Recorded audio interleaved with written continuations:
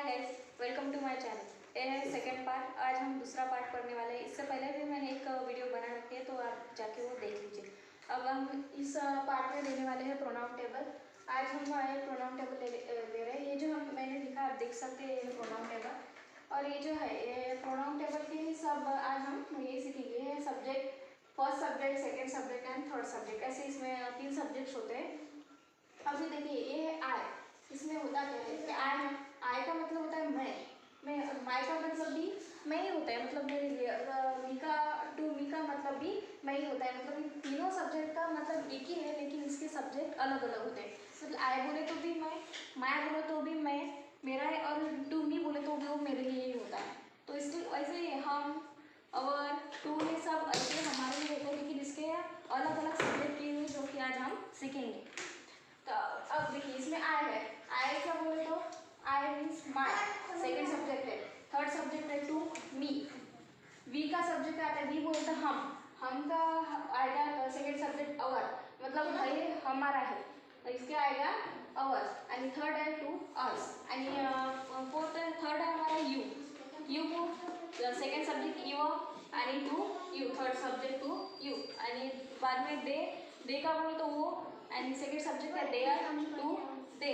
And he का वो, he's to him, she her to her, and it's to it. मतलब इसका मतलब ये होता है कि अब कोई भी हो, तो हमारा थर्ड सब्जेक्ट में इसको ही किया हुआ है, बाकी सब उसका मीनिंग सेम ही आता है। मतलब अब आई लो, माई लो या फिर टू मी लो, वो सबका मीनिंग एक ही आएगा। बस इतना ही है इस टेबल में, आगे का हम बात।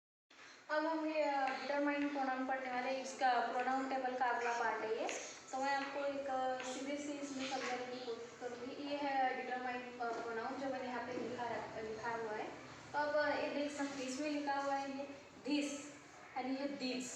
हाँ, इसमें डिटरमाइन प्रोनाउन में दिस एंड दिस, ये है मतलब दिस सिंगुलर के लिए यूज़ किया जाता है और दिस के प्लूरल के लिए यूज़ किया जाता है। मतलब ये कब दिस और दिस कब यूज़ किया जाता है, जब किसी को कोई पास की चीज़ें दिखाने के लिए यूज़ किया जाता है। मतलब अगर आपको कोई पास की चीज़ें दिखानी हो, तब आप सिंगुलर के लिए दिस और प्लूरल के लिए दिस यूज़ कर सकते हैं।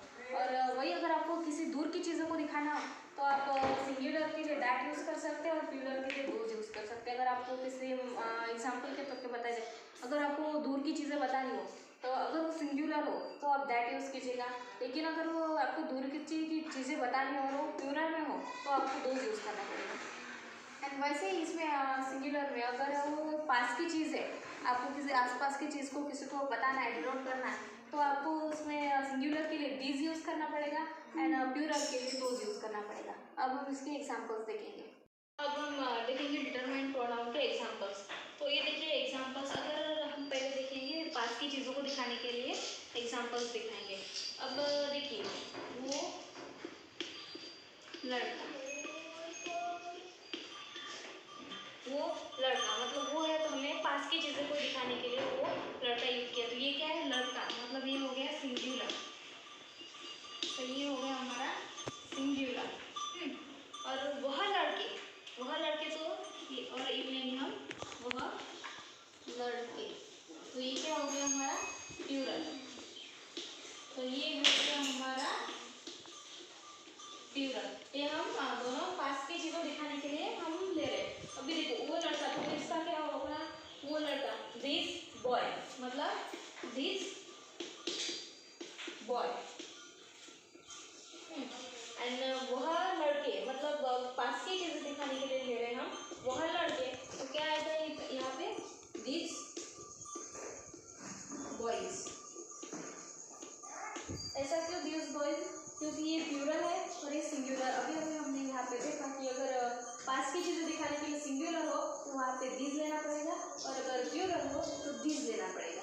तो ये हमने यही देखा। अब हम इसके आगे का ये वाला देखेंगे। अब ये दूसरा देखिए, तो अगर हमें दूर की चीज़ें दिखाने के लिए किया जाए, तो दूर की चीज़ें दिखाने के लिए होता है दैट। सिंगुलर के हम यूज़ करते हैं that, singular, and those for plural.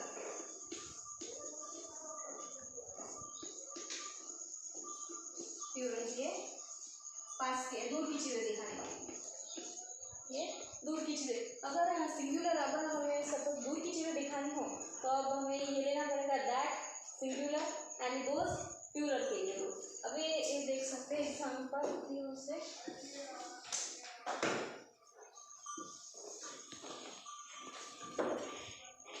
वह लड़का, वह लड़का मतलब वह, अगर हम पास में तो वह लड़का नहीं बोलते, अगर दूर से हुआ तो वह लड़का, तो वह लड़का ये दूर है तो हम वह लड़का बोलेंगे, और वह लड़के, और अगर ज़्यादा हुए तो लड़के।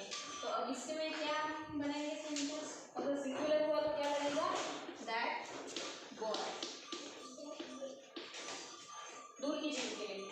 और अगर प्लूरल हुआ तो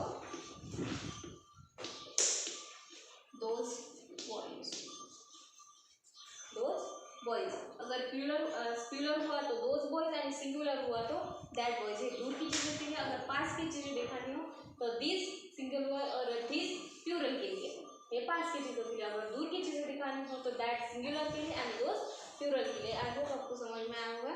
मैं अभी हम डिटरमिनेटिव प्रोनाउन के 2 एग्जाम्पल ले रहे हैं। अभी ये देखिए, वो लड़का उस मुद्दे पे चर्चा कर रहा था। अभी हम इसको इंग्लिश में ट्रांसलेट करेंगे।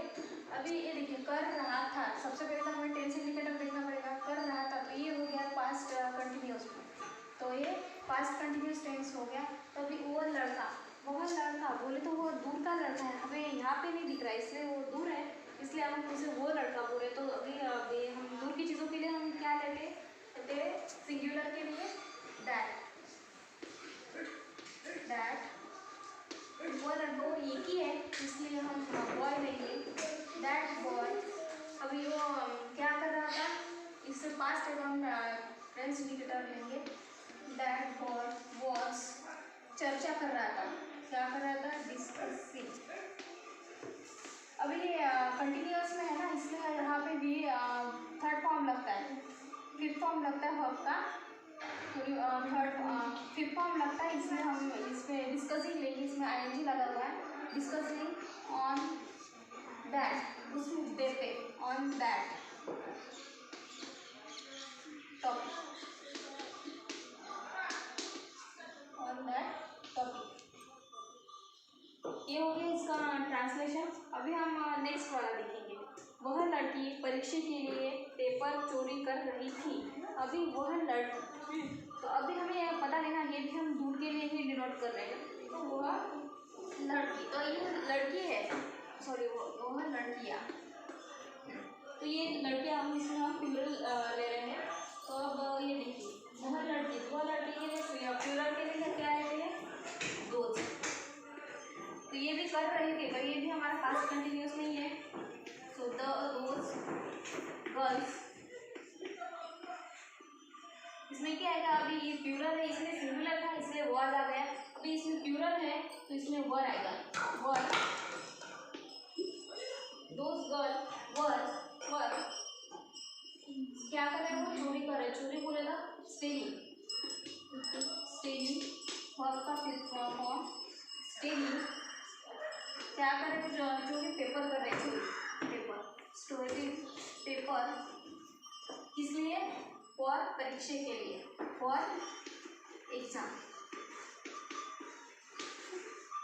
ये हो गया हमारा ट्रांसलेट, मतलब those girl were stealing paper for exam.